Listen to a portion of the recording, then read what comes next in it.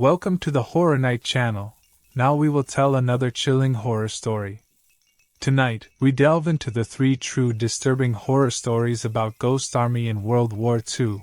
Are you ready to get scared? Let's begin. The first story is about the March of the Lost Brigade. In the thick of World War II, amidst the chaos and the cacophony of relentless warfare, there existed a tale so chilling that it was whispered only in hushed tones among the soldiers. This is the tale of the March of the Lost Brigade, an eerie legend that emerged from the fog of war. In the winter of 1944, as the war raged on, a brigade of soldiers was tasked with a critical mission that required them to traverse through the treacherous terrain of the Ardennes forest.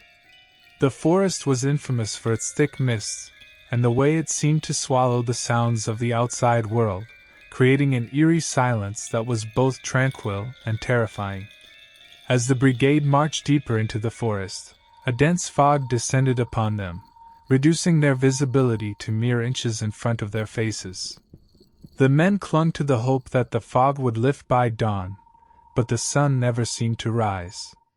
Days turned into nights, and nights into days, but the fog remained, and with it, a bone-chilling cold that seeped into their very marrow. Communication with command was lost, and the brigade found themselves wandering aimlessly, their compasses spinning wildly as if the earth itself had shifted beneath their feet. Food and ammunition dwindled, and morale plummeted as the men began to hear whispers in the fog, voices that seemed to come from nowhere and everywhere all at once. One by one, soldiers began to disappear. Some wandered off into the fog, never to be seen again, while others were found lifeless, their eyes wide open in terror, as if they had seen the very face of death itself. The remaining men spoke of shadows moving in the mist, of ghostly figures marching alongside them, their faces obscured by the fog but their presence undeniable. They called them the Lost Brigade, souls of soldiers from battles past, forever doomed to march in the purgatory of the Ardennes. As the real brigade dwindled to a handful of men, they stumbled upon an abandoned village, its buildings decrepit and overgrown with ivy. In the center of the village stood a church, its doors ajar, beckoning the soldiers inside. With nowhere else to turn, the men sought refuge within the church's walls, only to find it filled with the remnants of the Lost Brigade. The spectral soldiers turned to face them, their eyes hollow, their mouths agape in silent screams. It was then that the men understood their fate. They too had become part of the Lost Brigade, their bodies never to be found, their stories never to be told, forever marching in the endless fog of the Ardennes. The story of the March of the Lost Brigade serves as a haunting reminder of the horrors of war and the souls that are lost within its grasp. To this day, some claim that on quiet nights, when the fog rolls in, you can hear the faint sound of marching boots and the whispers of the Lost Brigade, eternally searching for their way home. The second story is about the general's last command. In the eerie silence of a long-forgotten battlefield, a tale whispers through the remnants of a once fierce stronghold. They call it the General's Last Command, a story that chills the bones of even the bravest souls. In the waning days of World War II, there stood a general, resolute and iron-willed, known for his unyielding command over his troops. His name was lost to time, but his legend lived on as the general. As the war drew to a close, he and his men were stationed in an abandoned schoolhouse, repurposed as a makeshift command center in the heart of a war-torn village. The general was a man of strategy, not superstition, dismissing the local tales of spirits that roamed the village at night, seeking retribution for the war that had ravaged their homes. But as the nights grew longer, a dense fog began to envelop the schoolhouse, and with it came whispers that turned into cries, and cries that turned into howls. One fateful night, as the general pored over maps and plans for a final offensive, a chill ran down his spine. The air grew thick, and the dim light of his oil lamp flickered violently. In the shadows of the room he saw them, spectral figures in traditional Cambodian dress, their eyes hollow, their faces twisted in sorrow and rage.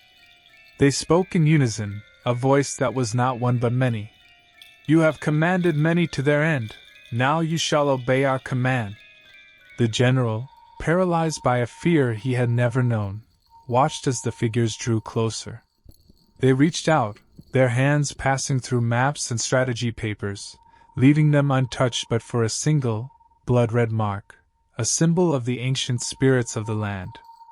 The next morning, the soldiers found the general sitting upright at his desk, his eyes wide open, staring into nothingness. The maps before him were scattered, and on each, the same red mark was found. The general spoke no more, a silent figure, lost to an endless trance. From that day on, the schoolhouse was abandoned, left to the mercy of time and nature. They say the general still sits there, his last command forever unspoken, a prisoner of the spirits he once scoffed at.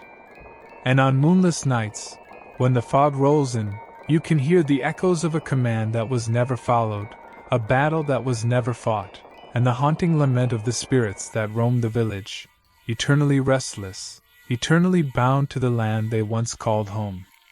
This tale, woven from the threads of history and the fabric of the supernatural, serves as a chilling reminder that some commands are best left ungiven, and some places are best left untouched by the ravages of war.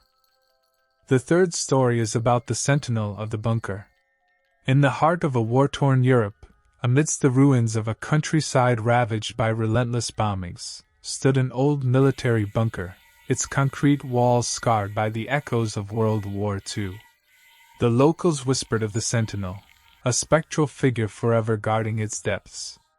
The war had ended, but the village near the bunker never found peace. They said at night, a ghostly soldier roamed the bunker's labyrinthine corridors, his hollow eyes reflecting a soul trapped in perpetual duty. They called him the Sentinel. As legend had it, the Sentinel was once a high-ranking officer, responsible for a secret that could have changed the course of the war. But as the enemy closed in, he chose to seal himself and the secret within the bunker's vault, vowing to guard it for eternity. Years turned to decades, and the bunker became a forbidden place, shrouded in darkness and silence.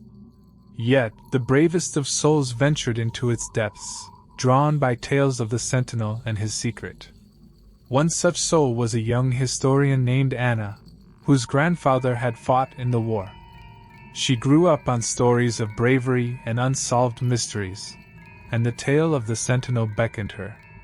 Armed with a torch and a heart full of courage, Anna descended into the bunker one fateful night. The air was thick with the scent of mold and rusted metal. As she navigated through the crumbling passageways, she could feel the weight of history pressing down on her.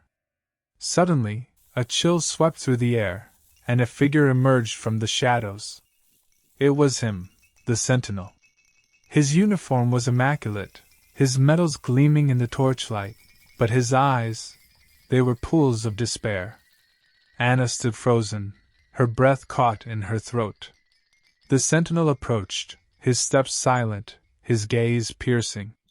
He stopped before her, and in a voice that was both commanding and sorrowful, he spoke of the war, of loss, and of the secret he protected, a code that could have ended the conflict sooner, sparing countless lives. With his duty now shared, the Sentinel's form began to fade, his spirit finding solace at last. As the first light of dawn crept into the bunker, Anna emerged, carrying with her the tale of the Sentinel, a story of war, sacrifice, and a ghost bound by honor. And though the world moved on, the memory of the Sentinel lingered, a reminder of the past and the price of peace. This tale of the Sentinel intertwines the horrors of war with the supernatural, creating a chilling narrative that pays homage to the brave souls of World War II. May it serve as a gripping script for your YouTube channel, capturing the essence of horror and history entwined. These are just one of the many horror stories. There are many more out there, waiting to be discovered and told. Do you have any horror stories of your own? Share them in the comments below, and don't forget to like and subscribe for more spooky content. Until next time, stay safe and stay curious. Bye.